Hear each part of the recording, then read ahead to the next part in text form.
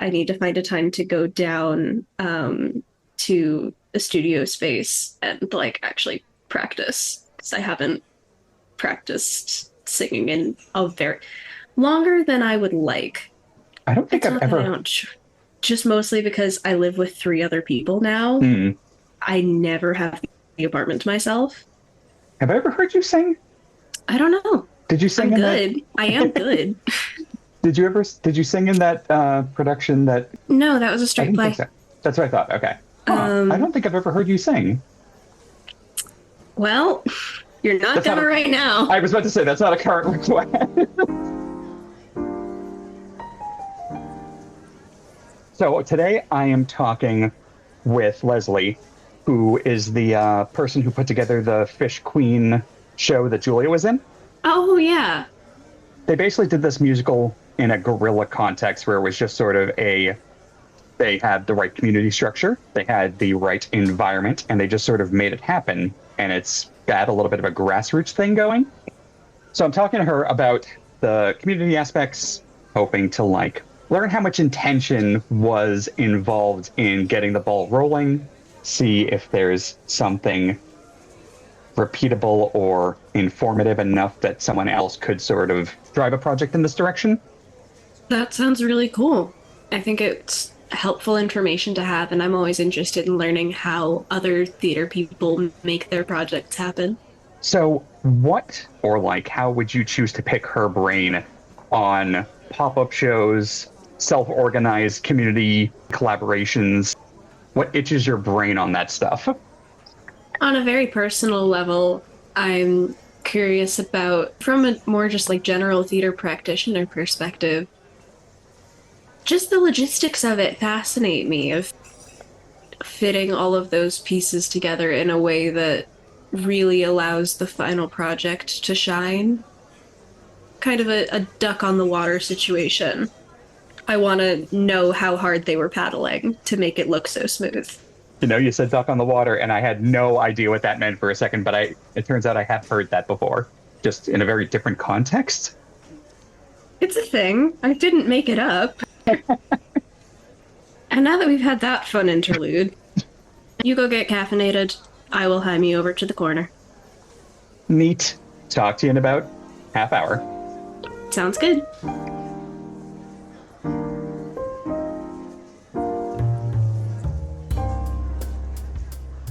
Hey, Lesley, good to see you. Hey Griffin, how are you? Thanks for having me on. I mean, I'm doing pretty well, but you have been very busy with your surprise musical outburst. Yeah, it was sort of a surprise. You're referring to the Fish Queen of the Gowanus Canal, which was my big musical project this year. So that's definitely what I'd love to unpack here. How did you get into doing an essentially a guerrilla musical? People are going to hear me talking about musical theater development, and you're going to think like, oh, workshops. And I had done that the more professional and gotten disillusioned would be an understatement. I found it very tedious and not really conducive to creating great creative work because it seemed to all be targeted around how can you get the most money, and I don't feel that those people always know what Well, is the best. And the thing with musical theater too is it's incredibly low volume. There are like 40 houses on Broadway. Most of them do not turn over year to year because a lot of them have a yep. show like Lion King or Aladdin or Hamilton that is not going to turn over realistically in the next foreseeable future. So Right. there's just like not a lot of churn. Whereas in a movie business, you know, even Hollywood is falling apart now, obviously, but even there is still like churn and demand, and like Netflix has to put out new titles and shit. Not so Yep. with your business. There's really it's like tent-poled by this huge tourist industry that does not actually need that much turnover. Yeah. So there's just like not a lot of innovation happening in the space. I mean, I think there is at ground level, Of course. but you're not going to see it if you're just like going to 42nd Street and being like, what's the new hip thing? Yeah. Or let's go see Lion King for the fifth time, like we do every year. Yeah, it's the circle of life, and it lives in you.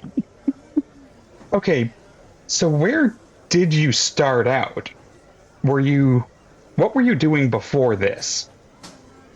I went to the NYU program for writing musical theater for grad school and came out with a really strong education in crafting proper narrative musical theater, I would say, and worked on a project called Medusa for about 7 or 8 years. That was my thesis project with my collaborator named Rachel Dean.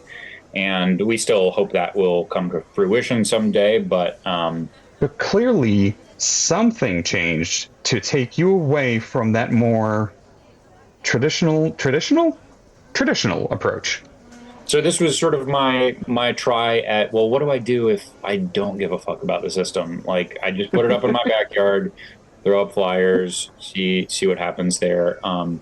And I no shade to the earlier stuff, but like this was so much more fun. It was so much more gratifying. It was like I'm not working with random people, and again, no shade to the random people who I ended up working with before, but just to take it back, me and my roommates had been running something called the Gowanus Salon, which was. I was gonna ask you to mention that actually. It's where we got sort of the talent pool for the musical, right? I was sort of running or hosting that open mic, which was the Gowanus Salon. So we just had friends over to our backyard. This is the house we were getting kicked out of.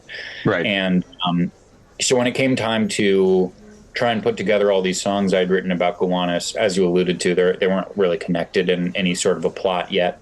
But I had all these friends who had been coming over to the salons, and many of them are musical theater performers or otherwise songwriters, singers, and actors. Just asked basically who was around for one weekend in July, and we would just do it. And my partner, Rye, who was also my roommate, created the flyer design, and we just posted them up around the Gowanus Canal, basically. I mean, we invited friends, but we really wanted it to be a neighborhood thing, like come hear about this open sewer that you've been walking by every day. The Gowanus Salon was already sort of a community of really had nothing to do with money. This is another big thing, is like I was able to pay all the actors and musicians for the various Gowanus Fish Queen shows. Right. Certainly not as much as they deserve, but I knew that I had buy-in from all these folks because they had all been coming to the salons, and I knew these are just all people who want to share art together. And you know, obviously we all got to make a buck, but like that's a secondary priority to can we all come together as a community and express something. I mean, the fact that you figured out a way to like have that coalesce around you in that way is amazing. There was a thing that used to exist. I don't think it's still there. I haven't been able to confirm this lately, but it's come up in my head a few times. In Boston, I think near the corner of Mass Ave and Columbus Ave, there was a building called the Cloud Club. It was a big 5-story, I think, building that was meant to be like a multifamily thing, and it was owned by a guy called Lee Barron. Lee passed away in 2024, and I haven't really seen them do much since then. There hasn't been at least any announcements of any events that I've got wind of, but they for forever hosted something events called the Lost Marble Salon. And similar to what you were doing with the Gowanus Salon, they were doing backyard shows as well as basement shows. And they had this beautiful garden that they would do the backyard shows in. But as far as I understand it, it was a living, working situation with the artists where he would rent rooms to them for super low cost under the expectation, I don't know if it was a strict expectation, but that they would collaborate on like bigger showcases that they could sell tickets to, and that's kind of how they offset the costs of living. But the place was gorgeous, and on the top floor there's a tree that starts on that floor and goes up into this dome like treehouse thing that grows out of the roof and allows you to just like see over the top of everything else in the area. It was a fucking amazing view. They had this whole system set up to build a community, to introduce the outside community to the community of artists, and give them all a place to sort of interact and learn how to collaborate and absorb each other's techniques and styles and modes of operating.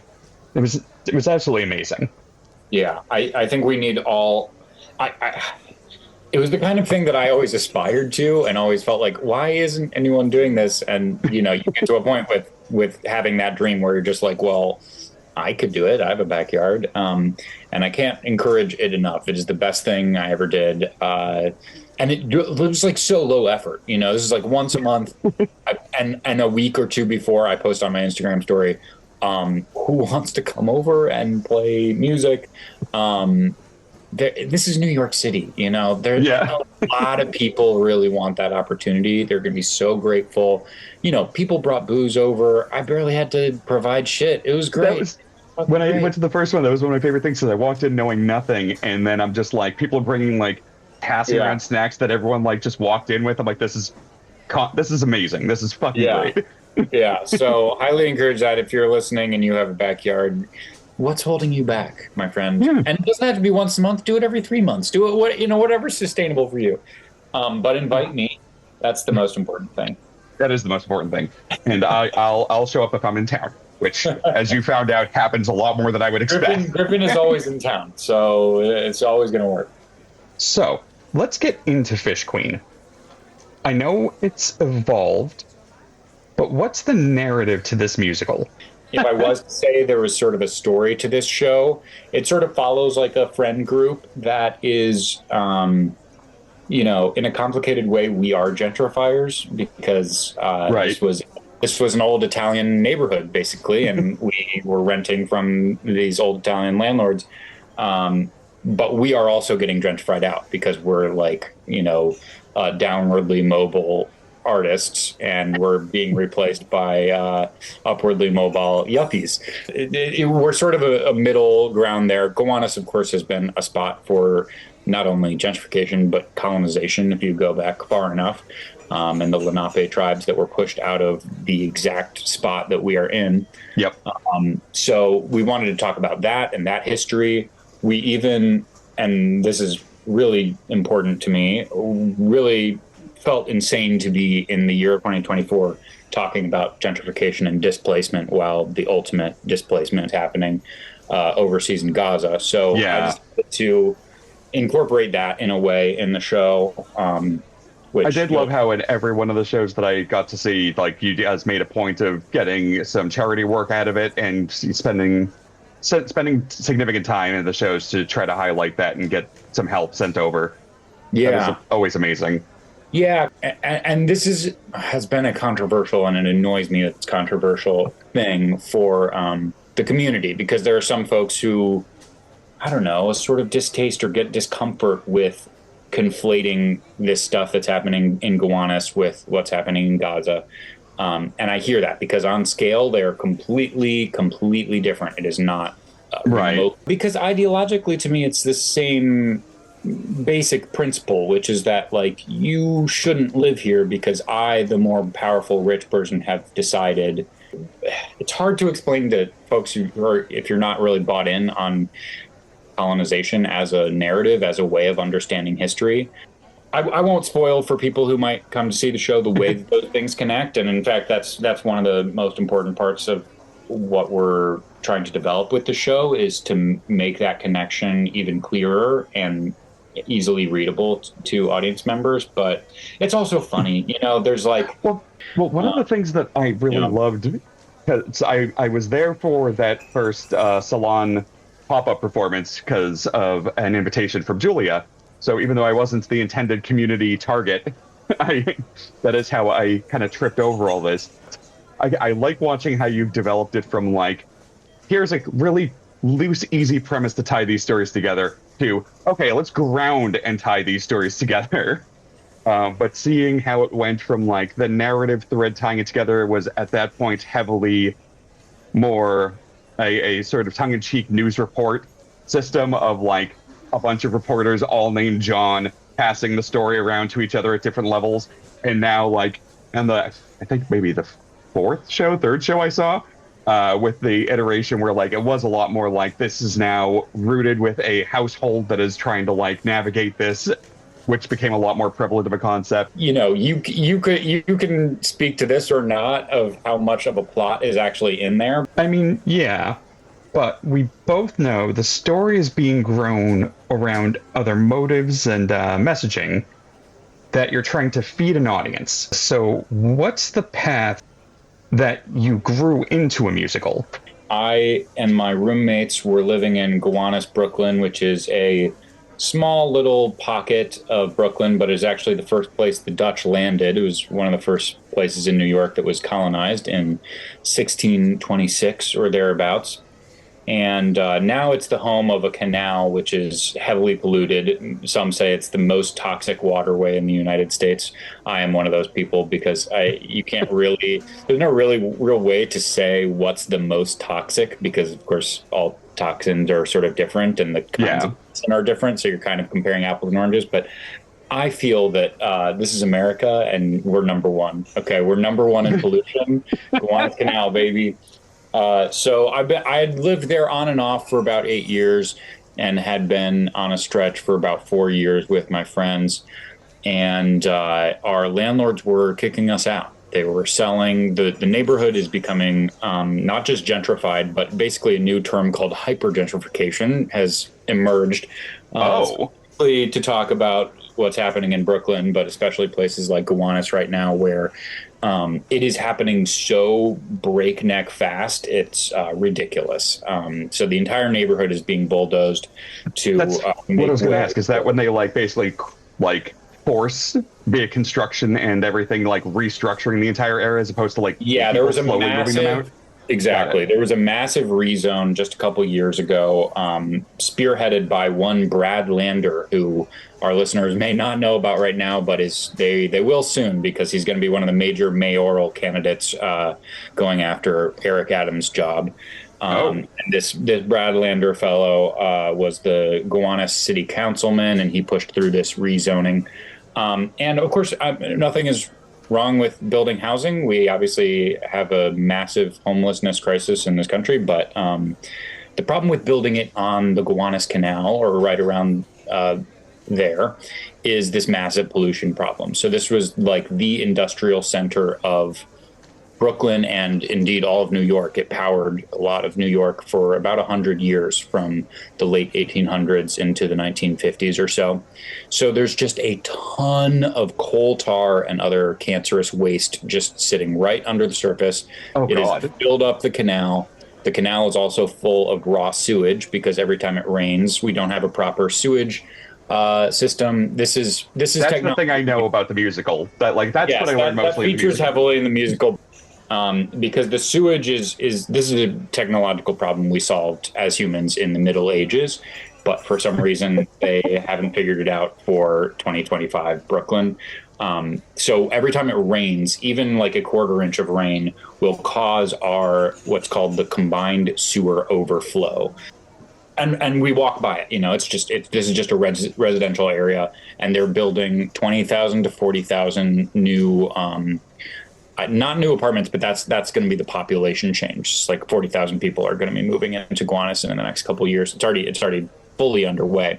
Yeah, anyways, I remember seeing the construction going on. It's crazy. You just walk around there and it changes every single day. But we were getting kicked out of our place by our landlord because they're trying to sell. So I had all these songs I had been writing over the years of living near the Gowanus Canal.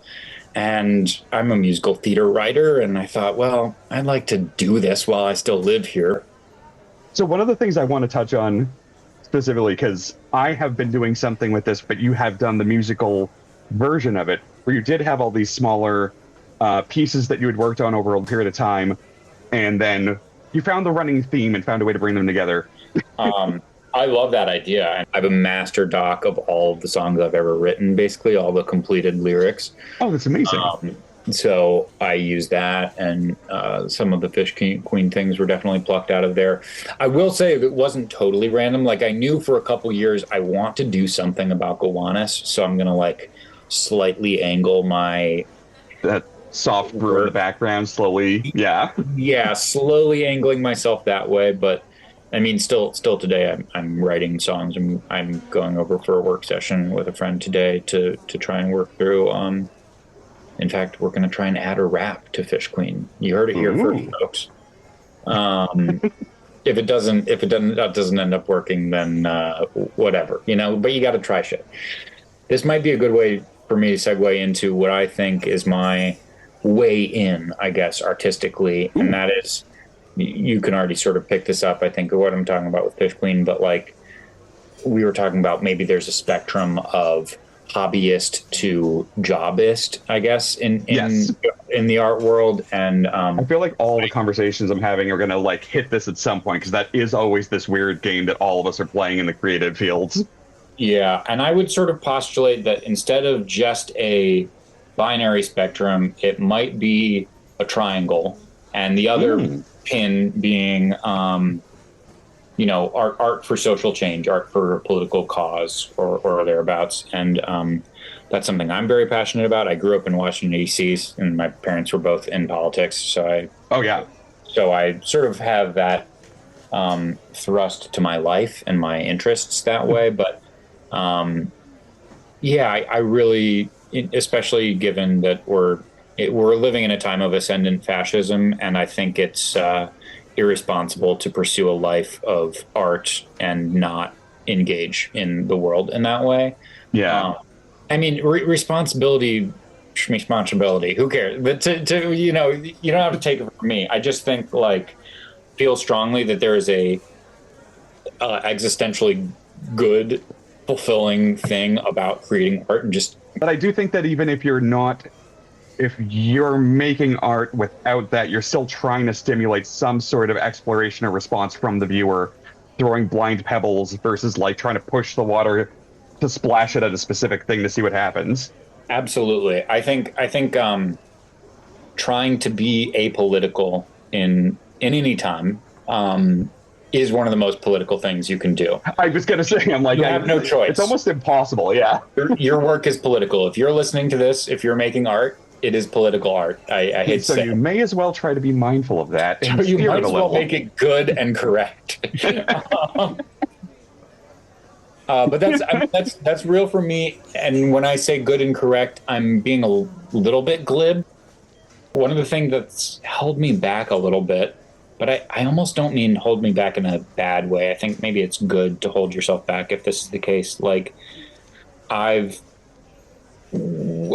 even with Fish Queen, at this point, I could have put out the music already. I could have tried to make it go viral on TikTok, tried to do all these things, but I am sort of asking myself, well, is this right yet? You know, is this, so I think there's an amount of holding back that can be helpful if you're still analyzing the situation, if you're still trying to craft it into the best argument. And I do think that Fish Queen makes capital A arguments. And so therefore I want to come correct with them. I don't want to just like throw out the bullshit. It's one thing to throw out the bullshit in your backyard or at the coffee shop or whatever, but I do think it's important to make sure this analysis is rigorous, and I'm seeing where that takes me. There's a great lecture that John Cleese did where he was going into why he ended up with better pitched ideas while working on Monty Python with his collaborators for that.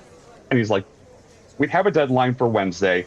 On Monday, we'd both have an idea, and then they would turn the idea in, and I would be like, this is good, but I'm going to sit on it. Being uncomfortable with that, like, I'm not quite done yet, but I have something to fall back on, and then by the end of Wednesday, I'd have a better idea than the one I started with, because I was still playing with it longer. And I feel like you're in that phase where you're like, I could just give this now, and it would be something.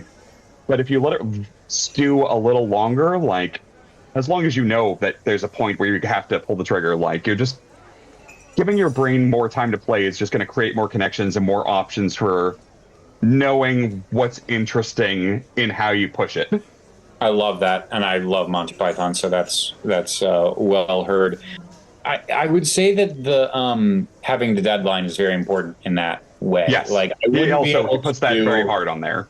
Yeah, I wouldn't be able to do what I'm saying, and they certainly probably wouldn't either if you didn't have the deadline. In my case, I have like a producer and a bunch of collaborators who are asking me constantly, "What's next with Fish Queen?" And that Yeah. is so helpful. Oh my God, having that is life and death. I mean, it's night and day.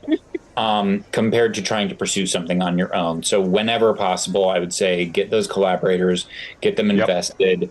And of course, that means you might have to make compromises to make it really possible to have everyone on the Yeah. same page. But you're usually getting a value add by having them involved, and if you tried to push it through on a specific thing that is only the ideas that you thought of at the first pass. Not just a value add, my man. It's a value multiplier, you know? Multiplier. Oh, that's so much. You're right. Yeah, because if you're okay, well, I have to I have to take away 25% of how hard I was going to go because I want Sarah to be involved, and Sarah doesn't want that 25%. But Sarah doubles my shit. So, and Yep. Sarah means that I get everything done. By the way, I don't know anyone named Sarah, and I would never work with someone named Sarah. If your name is Sarah, it's over. Does that include both the just ends in an A or ends in an H also? Is it all Sarah? No, only the H's. I don't fuck with Sarah with an H. That's what I thought. I just want to make sure. I just wanted to use a random name. No, but you know what I mean? Like the multiplier concept helps me because I'm like, okay, yes, I can make this compromise. It is okay because, and that is something that took me 10 years to learn because in other really projects tough. I've done, I'd just be like, no, it has to be my way. I can't. And then you'd lose collaborators, and then you'd end up whatever the opposite of multiplier is, you know, divider. So keeping the community together is really important.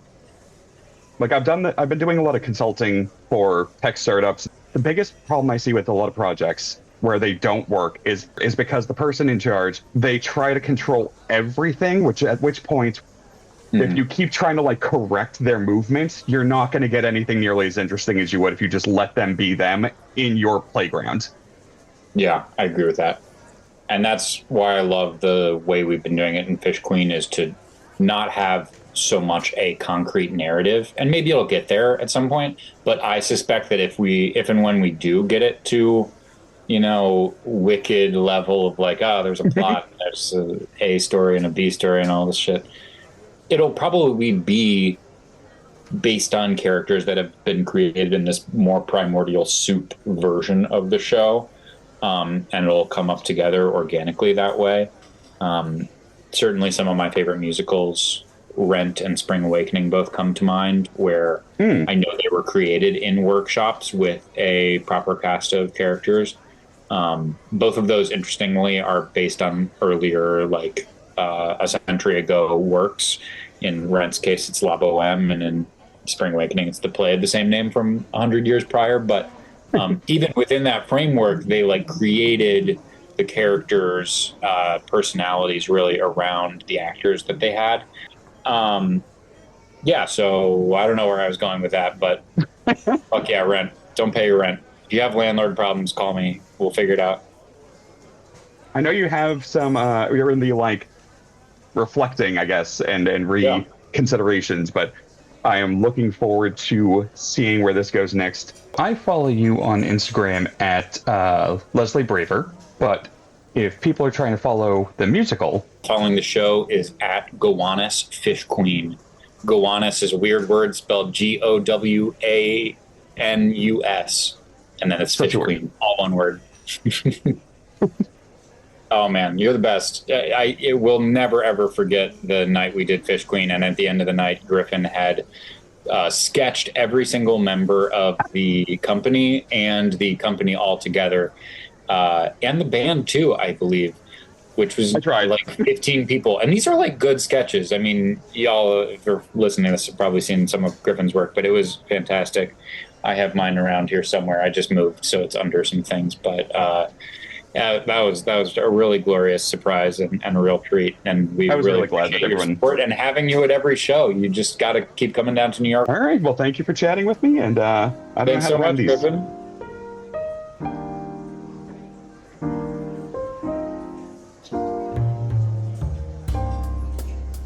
That looked like fun.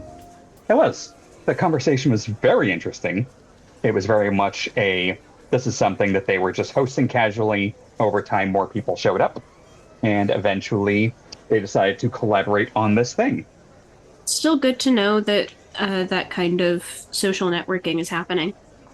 I do like that it was starting as just like a at-home open mic thing, because honestly, there's an open mic near where I live that I'm obviously not a musician or a performer, but Douglas, the person who did the music for the podcast, I met him at that open mic and was able to get him to collaborate via that connection.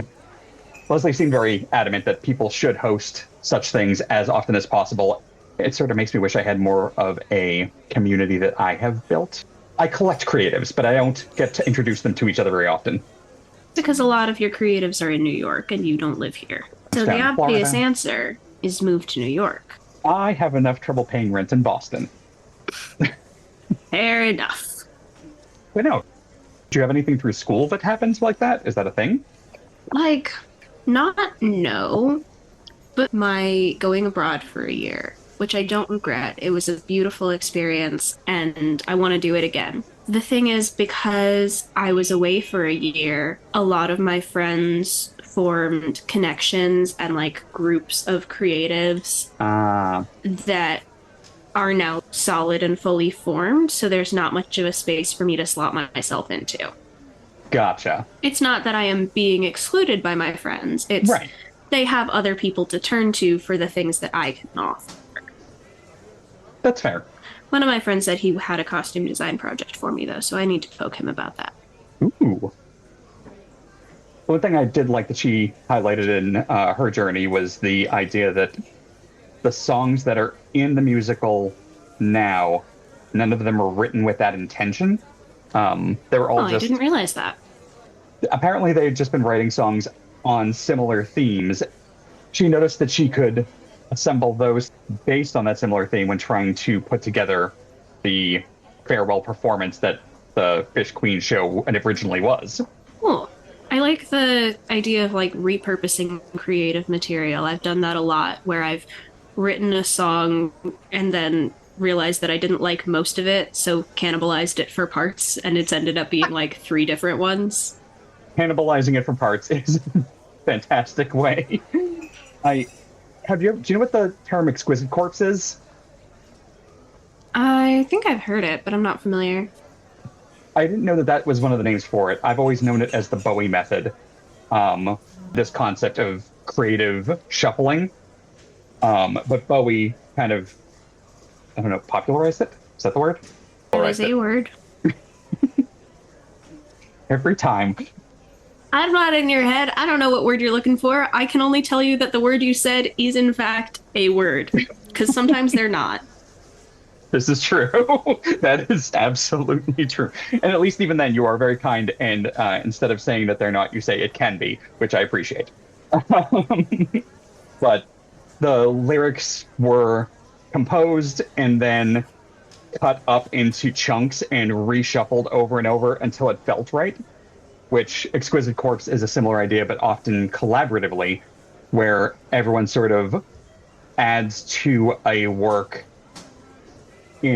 sometimes it's in specific rotations, sometimes it's just whoever has the idea in the moment, but you just kind of pass something around until you end up with something that is an amalgamation of all of your creative outputs. So it's that Frankensteinian,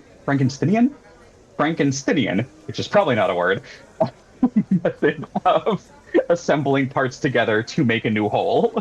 Nice. I have never had the opportunity to go to one, but I've heard of many songwriting and like creative workshops that are like that. Oh. Where you just bring instruments and your own ideas and then you all work on each other's material. Oh, that sounds amazing. One of my favorite singers did one with like a bunch of other artists who I also really enjoy. And then like they all posted about it later. They went somewhere for a weekend, each with a song or an idea for a song, and then they all recorded them and they were all on each other's. And it was I love that. Just the results were fantastic. I know this is far less on topic. You've seen The Princess Bride? I have to assume, I think everyone I know has. Yes. Every once in a while, I'm surprised. Did you ever see the COVID remake? Yes. Definitely off topic, but I understand. I mean, it's not off topic. Everyone sort of filmed their own version, or own scenes, and then it all got stitched together into one huge remake with a constant rotating cast of phone footage. I feel like the vibe is different. Oh, for sure, because it's a lot more trustful, less collaborative. Everyone just kind of throwing their own dart, and there wasn't so much communication happening between it. But it Yeah, still and made also something. instead of everybody helping somebody else with their thing, it's everybody working on the same big thing. Yeah, I feel like the Princess Bride COVID version was definitely more of an exquisite corpse route than yours is definitely more of a collaborative, like, I've been using the word amalgamation too much, but that is the only word I can think of, where everyone's sort of contributing and supporting and helping, and it's nice. Yeah, it is nice. In illustration, I sort of envy. I envy the fact that other types of creatives have more opportunities to be able to work easily with other people in such a way. I think the most important part of it is just respect. Like, it means so much to be able to walk into a room full of artistic people that you respect and know that they all respect you as an artist on the same level. Because if you don't have that, then it's really easy to fall into insecurity or imposter syndrome and believe that, like, you're the only untalented person in this room full of great people. Oof.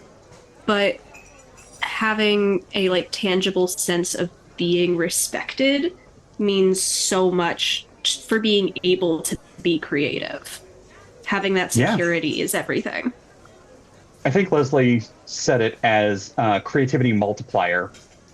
Just the idea that if Yeah. you are collaborating and you get two people who are building off each other, respecting each other, and no one's trying to control too much, that it elevates whatever's happening greater than the combined base, Absolutely.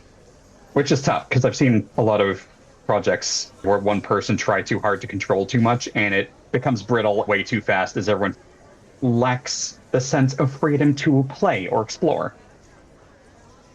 I do like that with costuming and cosplay specifically, you have a collaborative version of that where you can kind of pair up with people for themed group cosplay stuff. Oh, yeah, it's Illustration. great.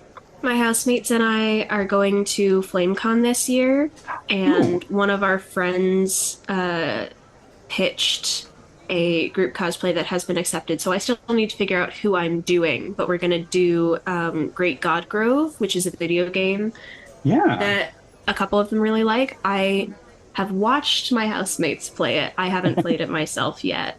But that's going to be fun too. I also Heck yeah. love that, like, I moved into an apartment where people already love cosplay. Yes. No, that is. Your apartment seems great. My apartment is great. I love living here so much. Well, I know you have to get to your big adult job, so I'm going to get one more coffee to go and start packing up. But talk to you in a few days. Yeah, that sounds good.